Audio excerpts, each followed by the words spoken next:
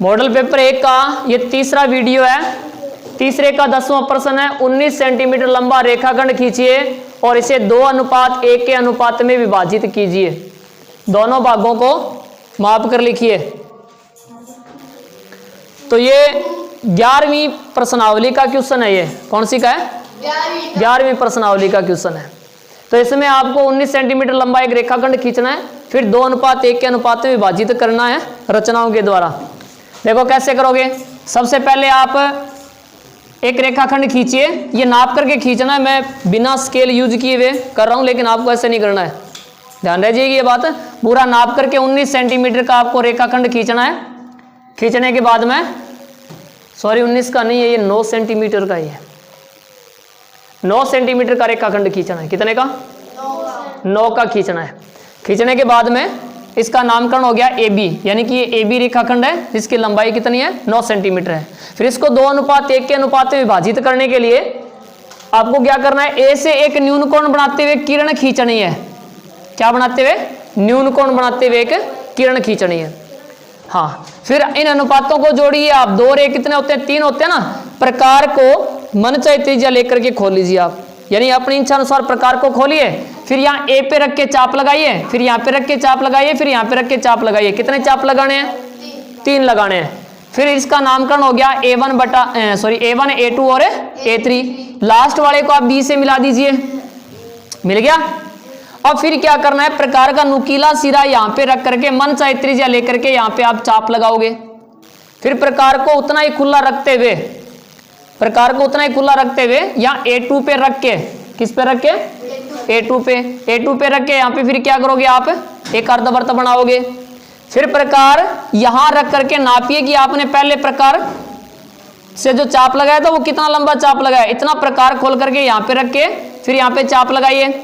फिर ये चाप इस अर्धवृत्त को जहां भी काट रहा है, इस A2 को इससे होते हुए आगे तक बढ़ा दीजिए और जहां भी ये आगे AB पे मिले वहां पे B' लिख दो। तो ये आपका 2:1 के अनुपात के अंदर इसका विभाजन हो गया। अब अगर आप इस रेखाखंड को नापोगे स्केल की सहायता से तो AB' जो भाग है ये तो आएगा 6 सेंटीमीटर। कितना आएगा? 6 सेंटीमीटर। और B' जो भाग है वो आएगा 3 सेंटीमीटर। स्केल से नाप करके लिखोगे तो 11वां देखिए। 6 सेंटीमीटर त्रिज्या वाले एक वृत्त के एक त्रिज्या खंड का क्षेत्रफल ज्ञात कीजिए जिसका कोण थीटा है। यानी हमें क्या दिया हुआ है? क्या दिया हुआ हमें? तो क्या दिया हुआ हमें? एक तो वृत्त की त्रिज्या दी गई है, यानी कि R बराबर कितना दिया हुआ है? 6 सेंटीमीटर दिया हुआ है। इसके अलावा जिसका कोण 60 डिग्री, यानी कि थीटा का मान कितना दिया गया है? 60 डिग्री दिया गया है। ज्ञात क्या करना है? त्रिज्या खंड का क्षेत्रफल। क्या ज्ञात करना है? त्रिज्या खंड का क्षेत्रफल। त्रिज्या खंड का सूत्र क्या होगा इसका? थीटा बटा 360 गुणा पाई R स्क्वायर। थीटा का मान कितना है?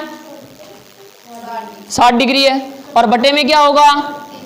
360 डिग्री और गुणा पाई का मान कितना है? 22/7 और R यानी कि त्रिज्या कितनी है? क्या लिखेंगे यहाँ पे? 6 गुणा 6। ये संख्या कट रही है क्या? 60 का भाग 360 के अंदर 6 बार जा रहा है। 6 से ये 6 कट गया। क्या बच गया?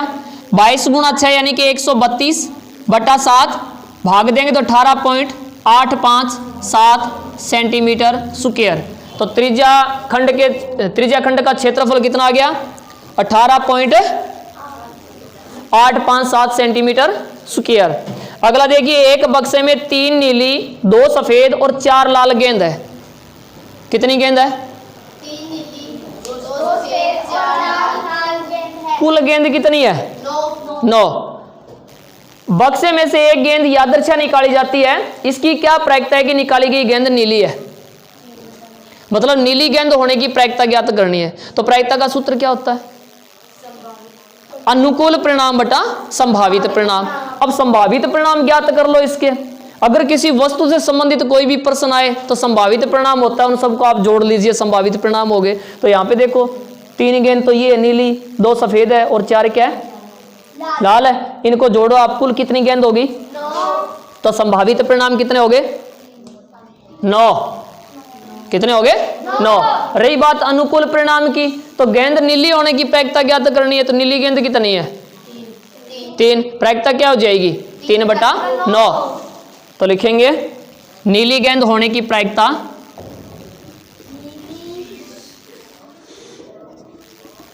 गेंद होने की प्रायिकता पीई, सूत्र क्या होगा अनुकूल परिणाम बटा संभावित परिणाम। नीली गेंद 3 है, कुल गेंद 9 है, प्रायिकता होगी इसकी 1/3। उतारो। खंड ब का चौथा क्वेश्चन है, दो संख्याओं 616 और 32 का HCF ज्ञात कीजिए। ये 2 नंबर का क्वेश्चन है। तो सबसे पहले 616 और 32 इनके अभाज्य गुणनखंड कर लेते हैं। 616 के अंदर 2 का भाग कितनी बार जाएगा 308 बार। 308 में 2 का भाग 154 बार। फिर इसमें 2 का भाग 77 बार। 77 में 2 का नहीं जा रहा है तो 3 का देखेंगे। 3 के लिए इन दोनों को जोड़िए आप, 7 और 7 14 होते हैं, 14 3 के पढ़े में नहीं आते हैं, मतलब इसमें 3 का भाग नहीं जाएगा। तो किसका जा रहा है इसमें 7 का जा रहा है, कितनी बार 11 बार। 11 में 11 का 1 बार। तो 616 के टुकड़े क्या क्या हो गए 2 गुणा 2 गुणा 2 गुणा 7 और गुणा 11। 32 के टुकड़े करेंगे। 32 में 2 का भाग जाएगा 16 बार। 16 में 2 का 8 बार। 8 में 2 का 4 बार। 4 में 2 का 2 बार। 2 में 2 का 1 बार। 32 के टुकड़े क्या क्या हो गए 2 गुणा 2 गुणा 2 गुणा 2 गुणा 2, 1 2 3 4 5, 5 बार। हमें क्या ज्ञात करना है 616 और 32 का महत्तम समापवर्तक यानी कि HCF ज्ञात करना है। क्या ज्ञात करना है HCF। सामने देखो एक बार, यहां हमने 616 और 32 दोनों के टुकड़े कर लिए और ज्ञात क्या करना है HCF ज्ञात करना है। तो HCF के अंदर कौन से टुकड़े लेंगे जो दोनों के अंदर मौजूद हो और सबसे कम बार हो। कितनी बार हो सबसे कम बार हो। देखिए 2 यहां कितनी बार है 3 बार और इसमें कितनी बार है 5 बार। तो कितनी बार लेंगे हमें 3 बार लेंगे 2 को।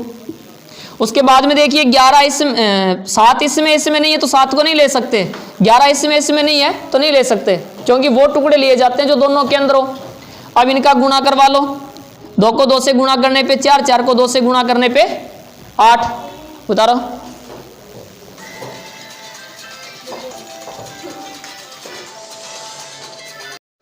पांचवा क्वेश्चन है, एक द्विघात बहुपद ज्ञात कीजिए जिसके शून्यांक 4 तथा 1 है।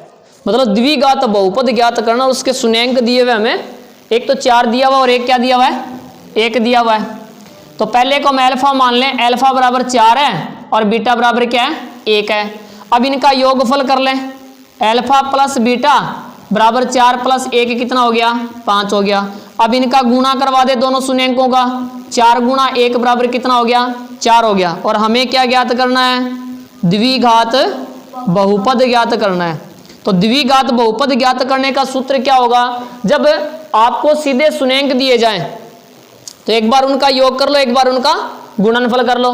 फिर द्विघात बहुपद ज्ञात करने का सूत्र हो जाएगा x स्क्वायर माइनस शून्यांकों का योगफल गुणा x प्लस शून्यांकों का गुणनफल, यानी कि x square minus alpha plus beta गुणा x प्लस अल्फा बीटा। ये होगा द्विघात बहुपद ज्ञात करने का सूत्र। अब इसमें करना क्या है, जहां अल्फा प्लस बीटा लिखा हुआ है वहां अल्फा प्लस बीटा का मान लिख दें। अल्फा प्लस बीटा इसका मान कितना है 5 है तो 5 लिख देंगे, गुणा में x प्लस अल्फा गुणा बीटा इसका मान क्या है 4 है तो यहाँ पे क्या लिखेंगे 4 लिखेंगे। तो x square minus 5x plus 4, ये हो गया द्विघात बहुपद। उतारो।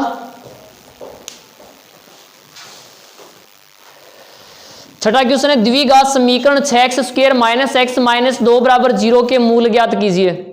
अब द्विघात समीकरण के मूल ज्ञात करने की एक तो विधि होती है गुणनखंड विधि और एक होती है पूर्ण वर्ग विधि और तीसरी विधि होती है द्विघाती सूत्र या श्रीधराचार्य सूत्र विधि। तो यहां किसी विधि का नाम नहीं दिया गया, आप किसी भी विधि से इस द्विघात समीकरण के मूल या शून्यांक ज्ञात कर सकते हो। तो हम इसके सुनेंगे वो गुणनखंड विधि से करेंगे। कौन सी विधि से? गुणनखंड विधि से। तो द्विघात समीकरण दी गई वो है 6x square minus x minus 2 बराबर 0। थोड़ा सा ध्यान से समझिए इसको।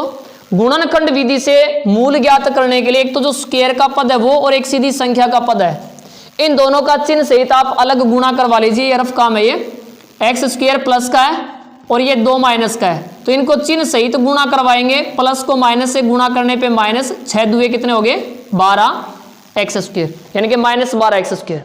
मैं दोबारा बता रहा हूं, गुणनखंड विधि से जब आप सुनेंगे ज्ञात करो, एक तो स्क्वायर का पद और एक सीधी संख्या का पद, इन दोनों का चिन्ह सहित गुणा करवाना है। करवा लोगे? गुणा करवाने के बाद में ये जो गुणनफल है इसका चिन्ह देखिए आप, किसका है? माइनस का। और माइनस का मतलब क्या होता है? घटाना या घटाओ, यही तो होता है ना। तो अगर गुणनफल माइनस में आए तो यहां जो भी संख्या आपको दिख रही है इसके 2 टुकड़े करने हैं और फिर उनका क्या करना है? घटाओ करना है। अगर गुणनफल यहां प्लस में आ जाए तो क्या करना होगा? 2 टुकड़े करने हैं और फिर उनका क्या करना होगा? हमें जोड़ करना होगा। प्लस का मतलब जोड़ होता है, ऐसे आप याद रख सकते हो। गुणनफल प्लस में आए तो 2 टुकड़ों का जोड़ करना है, और अगर गुणनफल माइनस में आ रहा है इसके 2 टुकड़े करेंगे, उनका क्या करना होगा? घटाव करना होगा। अब ये टुकड़े क्या है वो देखिए आप, यहां माइनस में आ रहा है, मतलब 12 कैसे 2 टुकड़े कीजिए कि उनको अगर हम घटाएं तो यहां बीच में देखो आप, कौन सी संख्या दिख रही है आपको? यहां बीच में कौन सी संख्या दिख रही है? बीच वाले पद में कोई संख्या नहीं है। नहीं है तो मतलब 1 है। क्या है इसके पास में? 1 है। या x के पास में कोई संख्या नहीं है, इसका मतलब यहां पे क्या है? 1 है। तो 12 के ऐसे 2 टुकड़े कीजिए कि उनको अगर हम घटाएं तो 1 बच जाए।